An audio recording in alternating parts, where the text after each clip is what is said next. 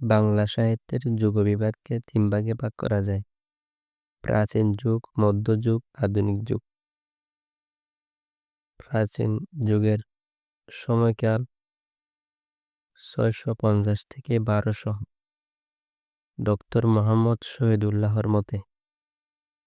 ৯৫০ থেকে ১২০০ ডক্টর সুনীতিকুমার চট্টোপাধ্যায়ের মতে।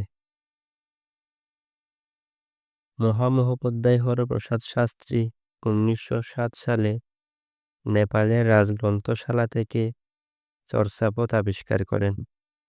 এটি বঙ্গীয় সাহিত্য পরিষদ থেকে ১৯১৬ সালে প্রকাশিত হয়। চর্যাপদ বুদ্ধ সহজিয়াদের সাধনা সঙ্গীত। চর্যাপদের বেশি পদ রচনা করে কান্যাপা। চর্যাপদের আদিকবি লুইপা। চর্যাপদের বাঙালি কবি পুসুকুপা।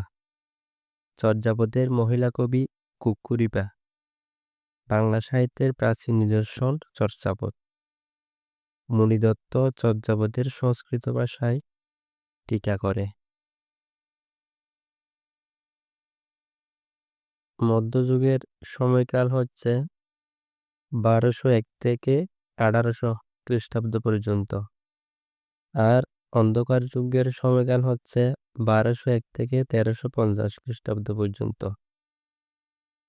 বসন্তরঞ্জন রায় বিদ্যালভ ১৯০৯ সালে পশ্চিমবঙ্গের বাঁকুড়া জেলার কাকিল্য গ্রামের দেবেন্দ্রনাথ মুখোপাধ্যায়ের গোয়ালঘরের মাচা থেকে আবিষ্কার করেন বুড়ু চণ্ডীদাসের শ্রীকৃষ্ণ কীর্তন কাব্য।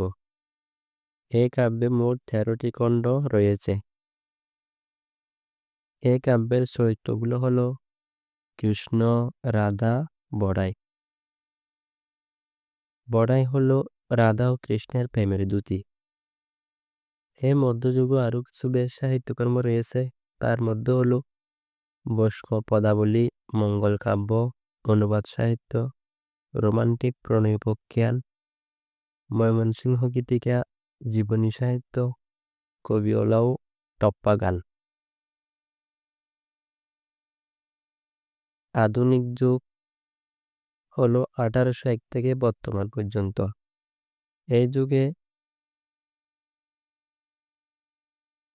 প্রতিষ্ঠিত হয় শ্রীরামপুর মিশন, উলট উইলিয়াম কলেজ, হিন্দু কলেজ ও ইয়ং বেঙ্গল।